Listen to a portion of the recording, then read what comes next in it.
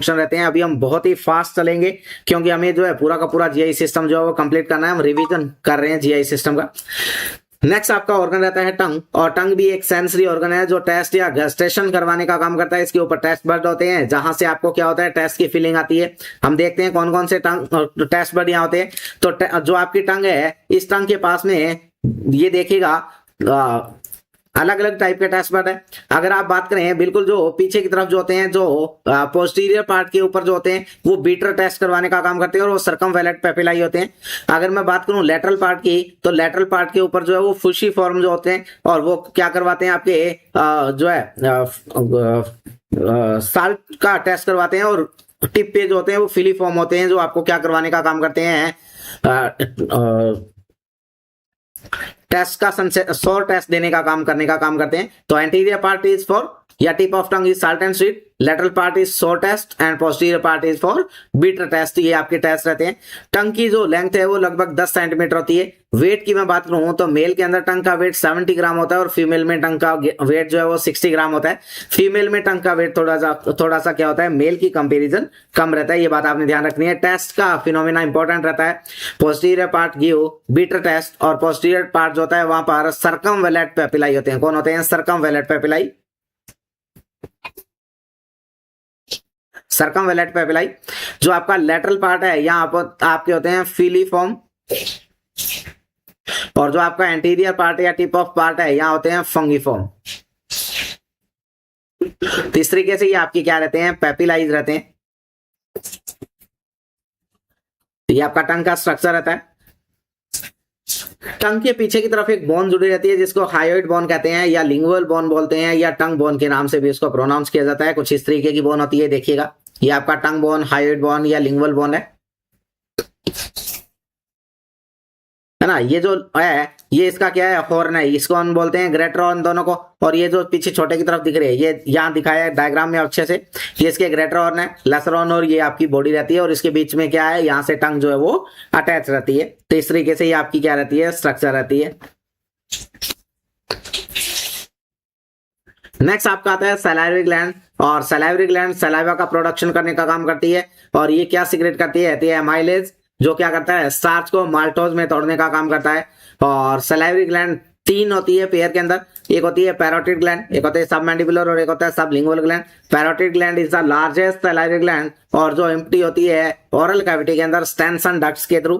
Submandibular जिसको सब maxillary भी बोलते हैं, और ये ओरल कैविटी में वाटसन डक्ट के थ्रू। और sublingual is smallest salivary gland, और एम्प्टी होती है ओरल कैविटी के अंदर रिविनस या बार्थोलिन डक्ट के थ्रू। तो ये आपने ध्यान में रखनी है सारी की सारी बातें, है ना। सलाइवा की अगर बात करूं, जो सलाइवरी ग्लैंड से सिक्रेशन आ रहा था उसको हमने सलाइवा बोला। और सलाइवा जो है वो जो है 2 तरीके के फ्लूइड से मिलकर बना है। एक होता है म्यूकस और दूसरा होता है सीरस।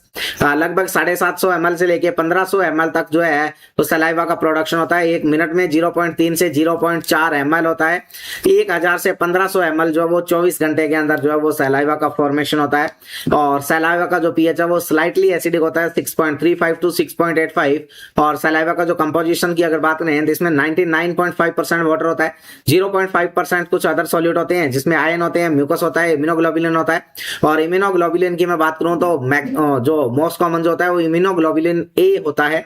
ये सारे के सारे आपको देखने को मिलेंगे। कुछ एंजाइम होते हैं। सलाइवेशन का जो प्रोसेस है वो कंट्रोल होता है ऑटोनोमिक नर्वस सिस्टम के द्वारा। ऑटोनोमिक नर्वस सिस्टम में सिंपैथेटिक नर्वस सिस्टम और पैरासिम्पैथेटिक नर्वस सिस्टम हम पढ़ते हैं।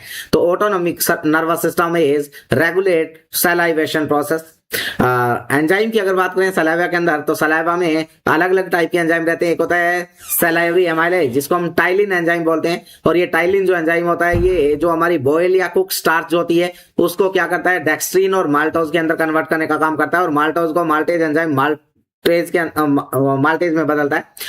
माल्टोज जो है वो ह्यूमन सलाइवा में ही ओनली होता है। और ये भी क्या करता है, ये माल्टोज को ग्लूकोज में कन्वर्ट करवाता है। और जो है इस तरीके से जो आपकी सलाइवा जो है वो वर्क करती है। 2 तरीके से जो आपकी सलाइवा रिलीज होती है, ये रिफ्लेक्स होते हैं। एक होता है कंडीशनल रिफ्लेक्स और एक होता है अनकंडीशनल। और कंडीशनल यानी कि जो कंडीशन के ऊपर होता है, जैसे आप कहीं से जा रहे थे, आपको स्मेल आता है किसी खाने का, और उसके बाद में या आप किसी फूड के बारे में सुनते हैं तो उससे आपका सलाइवेशन हो रहा है, दिस इज कंडीशनल। और बिना किसी के हो रहा है, दैट इज अनकंडीशनल, ये अलग अलग होते हैं, तो ये बात आपने ध्यान रखनी है।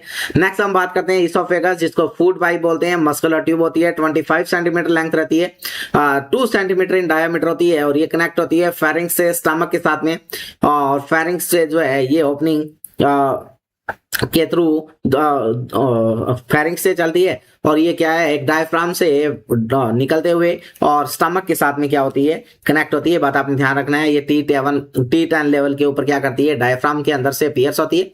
T11 लेवल के ऊपर ये क्या है, आपका जो स्टमक है उसके साथ में कनेक्ट होती है। इसके अलावा हम बात कर लेते हैं, तो आपका जो इसोफेगस है, इसोफेगस भी 4 लेयर से मिलकर बनी होती है ना। और 4 लेयर के अंदर हमने कहा कि जो इसोफेगस पूरी की पूरी जो है वो थोरैक्स के अंदर बाहर की तरफ कवरिंग है, उसको हम बोलते हैं एडवेंटेशिया। समझ पा रहे हैं बात को।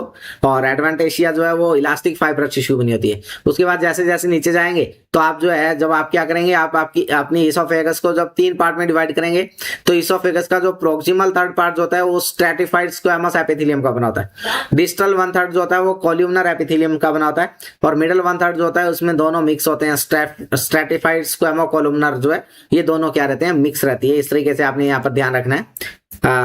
डिवीजन जो है, एक सर्वाइकल होता है, जो सर्वाइकल थोरैक्स के अंदर चल रही है उसको सर्वाइकल पार्ट बोल रहे हैं, जो सर्वाइकल वर्टिब्रा के पीछे है ना। और जो है जहां से थोरैसिक शुरू हो गया है वहां से ये थोरैसिक पार्ट बन जाएगा, और जहां पर ये एब्डोमिन में चली गई है, यानी कि डायफ्राम को पियर्स कर रही है T10 पे, और उसके बाद ये क्या बन गई है, एब्डोमिनल पार्ट बन गया। तो इस तरीके से हम अलग अलग जो है इसके 3 पार्ट रहते हैं। फंक्शन अगर आपको पूछे तो इसोफेगस का फंक्शन है बोलस का फॉर्मेशन करना और स्वेलोविंग करवाना, ये फंक्शन है। इसोफेगस के कुछ इंपॉर्टेंट डिसऑर्डर भी रहते हैं। एक होता है मैलरी वाइस सिंड्रोम, या इसको बोलते हैं गैस्ट्रोइसोफेजियल लैसिरेशन सिंड्रोम। क्या बोलते हैं, मैलरी वाइस सिंड्रोम या गैस्ट्रोइसोफेजियल लैसिरेशन सिंड्रोम। इसमें क्या होता है कि आपने नाम सुना होगा, यहां पर देखिएगा, गैस्ट्रोइसोफेजियल लैसिरेशन, यानी कि जहां से ये क्या है, स्टमक के साथ में जुड़ रही है, उस जंक्शन पे क्या हो जाता है, लैसिरेशन हो जाता है ना। और ये होने का कारण होता है कि जब किसी पर्सन को प्रोलॉन्ग सीवियर वॉमिटिंग होती है, तो उसकी वजह से बार बार गैस्ट्रिक रिफ्लक्स होने की वजह से जब वहां बार बार एसिड आता है, तो उसकी वजह से ये क्या हो जाती है, ये जो आपकी इसोफेगस है ये क्या हो जाएगी, लैसिरेट हो जाएगी, और उसकी वजह से ये प्रॉब्लम होती है। इसको हम बोलते हैं मैलरी वाइस सिंड्रोम। या एक होता है बोर हाउस सिंड्रोम। कौन होता है, बोर हाउस सिंड्रोम, जिसके अंदर क्या है, हमारी जो इसोफेगस है उस इसोफेगस का डिस्टल पार्ट क्या हो जाएगा, रप्चर हो जाएगा। क्या हो जाएगा, डिस्टल पार्ट रप्चर हो जाएगा, और जो है इसका 75% यानी कि मोस्ट कॉमन कॉज जो होता है वो एंडोस्कोपी होता है। एक कंडीशन है इसोफेजियल वेराइसिस, जिसके अंदर क्या है, जो इसोफेगस की जो लोअर पार्ट की जो वेन है वो अब नॉर्मली क्या हो जाएगी, एनलार्ज हो जाती है, जिसको हम बोलते हैं इसोफेजियल वेराइसिस। और जो है होने का कारण होता है पोर्टल वेन का हाइपरटेंशन। नॉर्मल पोर्टल प्रेशर कितना होता है, तो नॉर्मल पोर्टल वेन का प्रेशर होता है 5 to 10 mm ऑफ Hg या 7 to 14 सेंटीमीटर H2O। तो पोर्टल हाइपरटेंशन, और ये पोर्टल हाइपरटेंशन होने का बड़ा कारण होता है लीवर सिरोसिस। तो वहां इसोफेजियल वेराइसिस आपको देखने को मिलेंगे, ये बात ध्यान में रखनी है। इसोफेजियल वेराइसिस वाले पेशेंट में हेमेटामेसिस होता है, मेलेना होता है, असाइटिस हो जाता है, हेमेटोचीजिया आपको वहां देखने को मिलता है। ये सारे के सारे सिम्टम वहां डेवलप होंगे। तो क्या कर रहे हैं हम, तो वहां पर फिर एक संटिंग प्रोसीजर किया जाता है, और जिसमें एक पोर्टाकावल शंट होता है ना, एक स्प्लीनोरिनल शंट लगता है, एक मैसन कावल। तो अलग अलग तरीके की हम संटिंग करके उसको मैनेज कर लेते हैं। या क्या है, एक ट्यूब होता है जिसका नाम है सेंस्टैकन ब्लैकमोरी ट्यूब। ये ट्यूब क्या करते हैं, हम इंसर्ट करते हैं कहां से, नोज और नोज के थ्रू है ना, या माउथ के थ्रू आप जो है इसको इंसर्ट करते हैं, और ये कहां तक जाएगी, ये आपके स्टमक तक जाती है। इसमें क्या होते हैं, 4 पोर्ट होते हैं। एक पोर्ट जो होता है जिससे आप क्या करते हैं, स्टमक के अंदर जो है वो बैलून को इन्फ्लेट करते हैं। एक पोर्ट जो है उससे आप क्या करते हैं, इसोफेगस के अंदर जो बैलून है उसको इन्फ्लेट करने का काम करते हैं। एक जो आपके एस्पिरेशन के लिए होता है। तो अलग अलग यहाँ पोर्ट रहते हैं। इन पोर्ट से क्या करते हैं आप, जो है यहाँ पर ब्लीडिंग को कंट्रोल करने के लिए जो आपका बैलून है उसको इन्फ्लेट कर सकते हैं, है ना। बैलून का जो प्रेशर है वो 25 to 45 mm of Hg pressure जो है वो आपने क्या करना होता है, रखना होता है और आपने बार बार लगातार क्या करना होता है, उस बैलून के प्रेशर को चेक करते रहना होता है। ये बात इंपॉर्टेंट रहती है ना। तो सेंसटेक एंड ब्लैकमोर ट्यूब, और जब ये सेंसटेक एंड ब्लैकमोर ट्यूब डालते हैं तो हम हाई फाउलर पोजीशन देके रखते हैं मरीज, सॉरी फाउलर पोजीशन में रखना होता है। 45 to 60 डिग्री की पोजीशन में मरीज को रखा जाएगा और इसको कंफर्म करने के लिए आपने क्या करना होता है, एक्सरे जरूर करवाना होता है। और यहाँ पर एक नर्स का रिस्पॉन्सिबिलिटी होता है कि जिस भी पेशेंट को सेंसटेक एंड ब्लैकमोर ट्यूब लगी होती है उस पेशेंट के बेड साइड आपके पास में क्या होना चाहिए, सीजर अवेलेबल होना चाहिए। इंपॉर्टेंट बात रहती है।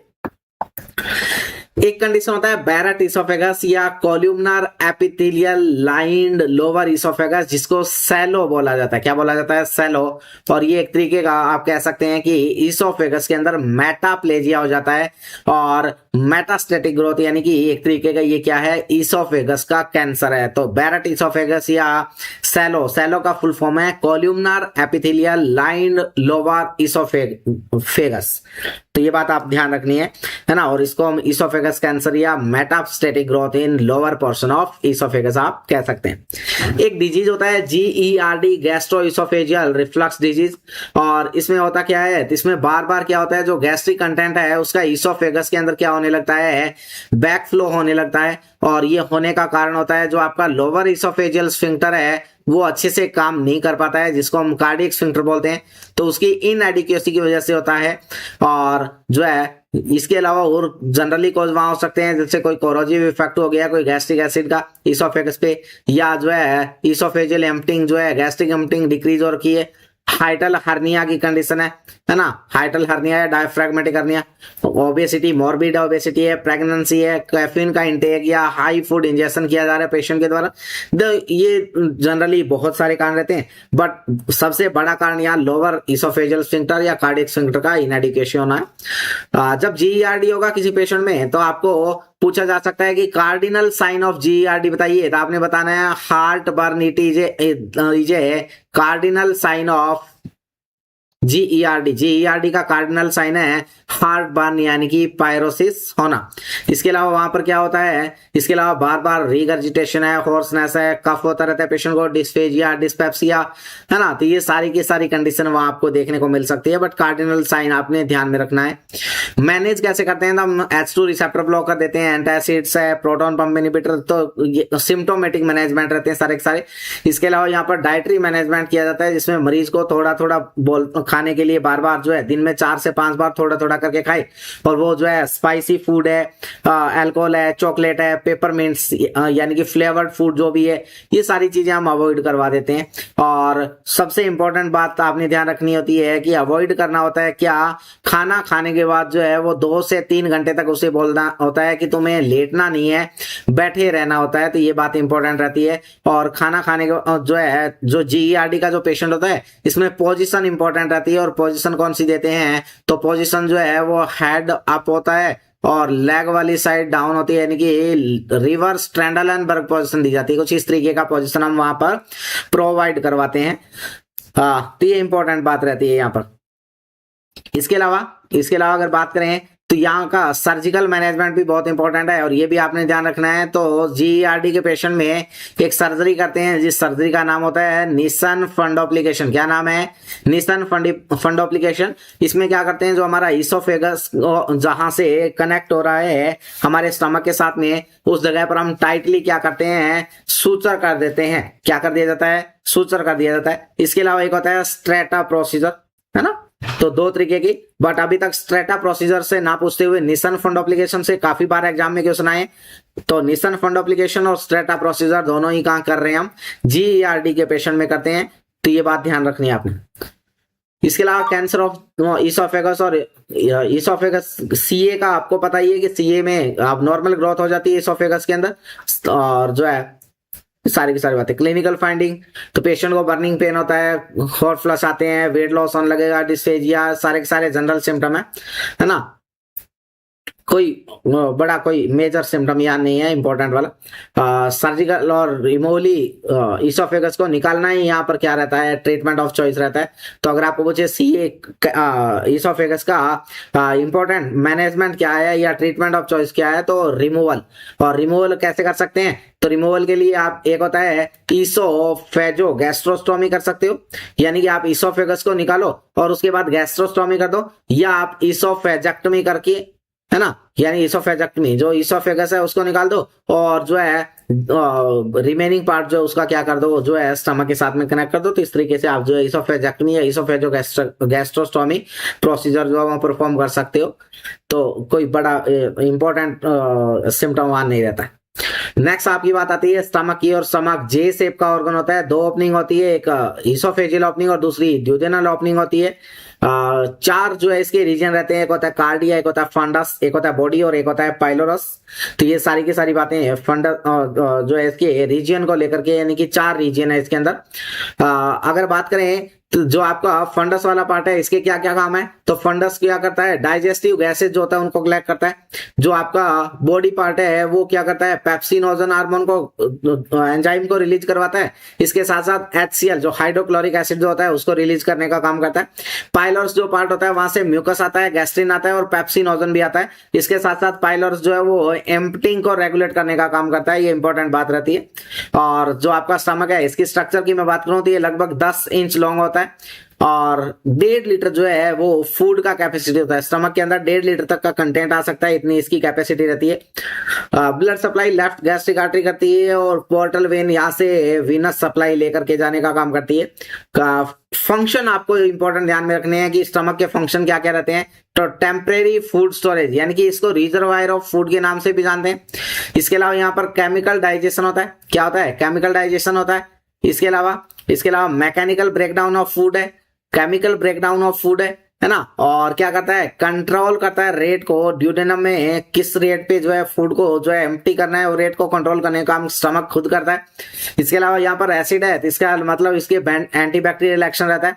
और ये फूड को, यानी कि फूड के अंदर जो हमारा आयरन होता है उस आयरन को एब्जॉर्प्शन के लिए प्रिपेयर करने का काम करता है। तो आयरन पर प्रिपेयर कहाँ से होता है, तो iron prepare by prepare for absorption by the stomach. Iron को एब्जॉर्प्शन के लिए प्रिपेयर करने का काम स्टमक का है, बट जो आपका आयरन है उसको एब्जॉर्ब करने का काम ड्यूडेनम करने का काम करता है। तो यहाँ पर एब्जॉर्प्शन के लिए तैयार कौन करता है, तो वो आपका है स्टमक। इसके अलावा गैस्ट्रिक हार्मोन यहाँ से सीक्रेट जो है करने का काम करता है। स्टमक के अंदर कुछ ग्लैंड रहती है और उन ग्लैंड की अगर बात करें तो एक होती है फंडिक ग्लैंड, जिसको हम बोलते हैं मेन गैस्ट्रिक ग्लैंड, या उसी को बोलते हैं ऑक्जेंटिक ग्लैंड। ये बात आपने ध्यान में रखनी है। तो यहाँ पर क्या होती है, एक होता है फंडिक ग्लैंड, उसी को हम किस नाम से जानते हैं, उसको हम बोलते हैं मेन गैस्ट्रिक ग्लैंड, और उसी को हम बोलते हैं ऑक्जेंटिक ग्लैंड। ये क्या होती है, ये सिचुएटेड होती है कहां पर, बॉडी और फंडस जो होता है स्टमक का वहां पर होती है, इसलिए ये फंडस में इसलिए इसको फंडिक ग्लैंड बोला, बॉडी में इसलिए इसको मेन गैस्ट्रिक ग्लैंड बोला।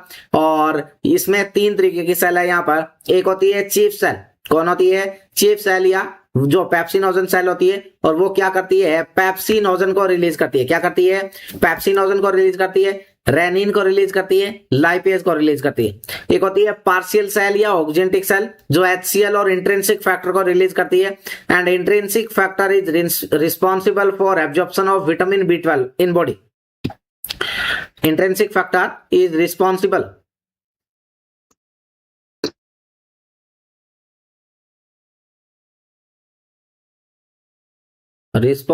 for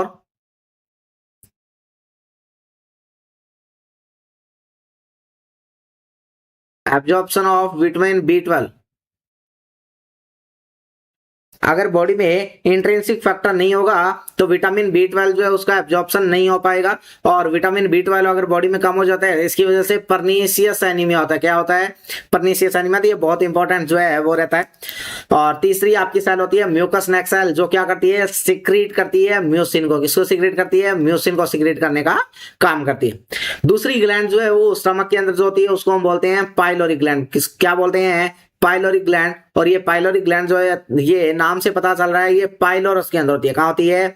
पाइलोरस या पाइलोरिक पार्ट के अंदर होती है। और इसके अंदर ये जो पाइलोरिक ग्लैंड है इसमें एक होती है जी सेल। कौन होती है? जी सेल, जिनसे गैस्ट्रिन हार्मोन आता है, और ये गैस्ट्रिन हार्मोन क्या करता है? कंट्रोल करने का काम करता है, या जो है फ्लो को कंट्रोल करता है। किसके? जो आपका गैस्ट्रिक जूस है, जो गैस्ट्रिक जूस बन रहा है उसको, और इसके साथ साथ जो है पैंक्रिएटिक जूस को सिक्रेट करवाने का काम भी किसका रहता है? इन जी सेल का, या इनसे आने वाले गैस्ट्रिन हार्मोन का होता है। और म्यूकस सेल से म्यूसिन हार्मोन आता है, म्यूकस भी इंपॉर्टेंट रोल प्ले करता है। उसके बाद आती है कार्डियक ग्लैंड, और कार्डियक ग्लैंड जो है वो कार्डियक रीजन में होती है। कार्डियक रीजन कहाँ है? तो फंडस वाले पार्ट में, जहां पर आप कहते हैं कि जो लोअर इसोफेजियल स्फिंक्टर है उस एरिया को हम जो है कार्डियक पार्ट बोलते हैं, है ना। तो वहां पर क्या है? वहां पर ये कार्डियक ग्लैंड होती है जो म्यूसिन को सिक्रेट करने का काम करती है। तो ये सारी की सारी बातें आपने क्या करनी है? ध्यान में रखनी है। कौन कौन सी ग्लैंड जो है वो स्टमक के अंदर होती है ये आपको पता रहना चाहिए।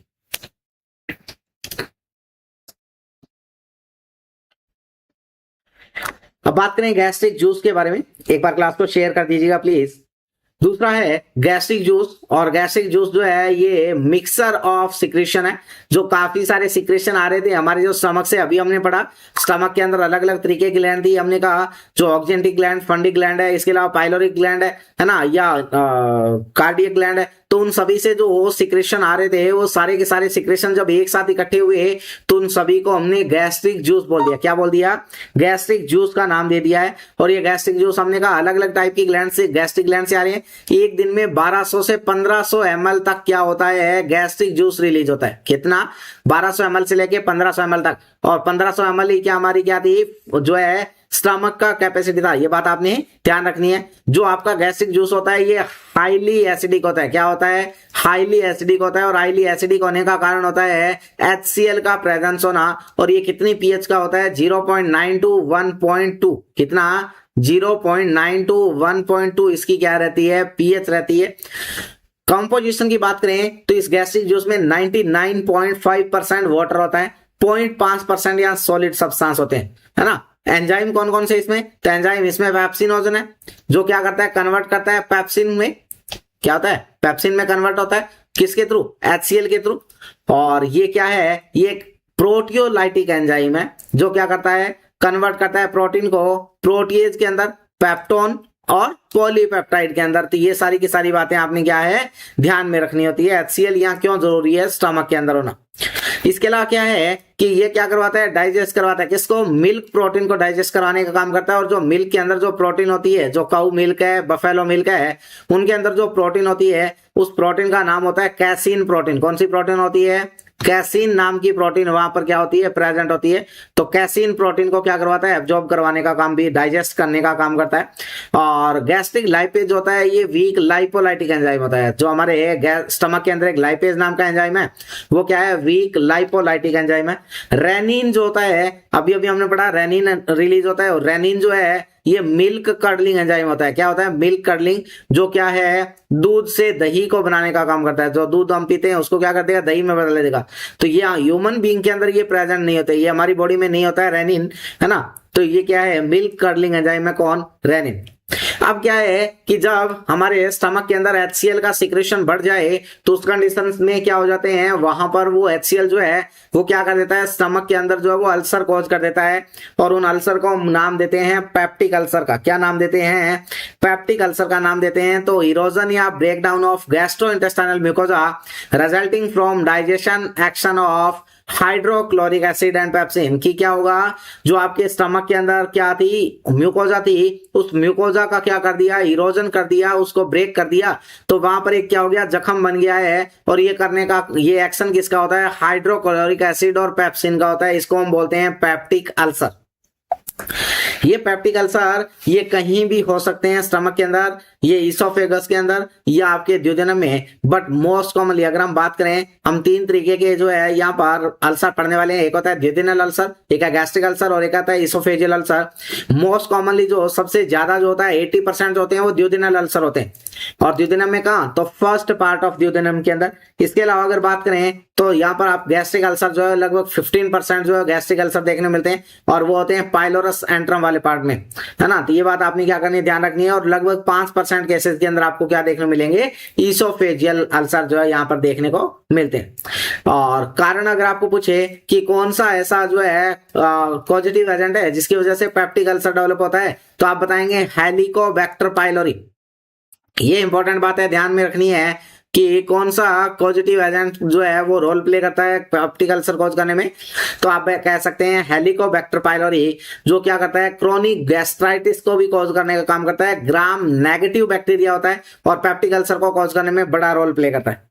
इसके अलावा अगर आपको पूछे कि किन में रिस्क ज्यादा है, तो रिस्क की बात करें तो जो लोग NSAIDs, non steroidal anti inflammatory drugs use करते हैं, इसके अलावा स्मोकिंग, एथेनॉल, है ना, या कोई बाइल्स या एसिड ज्यादा ले रहे हैं, एस्पिरिन का सेवन ज्यादा कर रहा है कोई पर्सन, स्टीरॉइड ज्यादा मात्रा में ले रहा है, या स्ट्रेस बहुत ज्यादा लेते हैं, तो उस कंडीशन में क्या होगा, उस कंडीशन में पर्सन के अंदर क्या हो जाता है, पेप्टिक अल्सर बन जाते हैं, HCl का सिक्रेशन बढ़ जाता है। अल्कोहल अगर कोई पर्सन ज्यादा मात्रा में ले रहा है तो उस कंडीशन में, इसके अलावा स्टीरॉइड हमने अभी अभी पढ़ा, इन्फेक्शन हो गया कोई, हमने अभी कहा हेलिकोबैक्टर पाइलोरी, और कोई पेप्टिक अल्सर का अगर फैमिली हिस्ट्री है, 3 कंडीशन में पर्सन जो है वो ज्यादा रिस्क पे रहता है कि उसमें क्या हो सकता है, पेप्टिक अल्सर। पेप्टिक अल्सर के कोज की अगर बात करें तो हेलिकोबैक्टर पाइलोरी का इन्फेक्शन है, अभी अभी हमने पढ़ा था। इसके अलावा कोई नसेट्स ले रहा है, या जोलिंजर एलिसन सिंड्रोम, एक सिंड्रोम है जोलिंजर एलिसन सिंड्रोम, जिसमें क्या हो जाता है, HCl का सिक्रेशन बढ़ जाता है, हम अभी पढ़ेंगे। इसके अलावा हाइपरकैल्सीमिया में lead to peptic ulcer, excessive stress है, low level of melatonin, melatonin एक हार्मोन है, हम एंडोक्राइन सिस्टम के अंदर पढ़ेंगे, एंड फैमिली हिस्ट्री हो गया, है ना, या अल्कोहलिक बेवरेज जो भी ले रहे हैं, तो ये सारे के सारे क्या हैं, कारण रहते हैं। तो आपको अगर पूछा एक जाएगा एग्जाम में अगर आपके पास क्वेश्चन आए कि विच इलेक्ट्रोलाइट इम्बैलेंस में कॉज पेप्टिक अल्सर, तो आप क्या बताएंगे, आप बताएंगे हाइपरकैल्सीमिया में लीड टू या में increase the risk of peptic ulcer. इसके अलावा जोलिंजर एलिसन एक सिंड्रोम है, इसको हम देख लेते हैं क्या होता है ये जोलिंजर एलिसन सिंड्रोम। तो मैं बात करूं जोलिंजर एलिसन सिंड्रोम की, तो देखिएगा क्या होता है इसमें, ये देखिएगा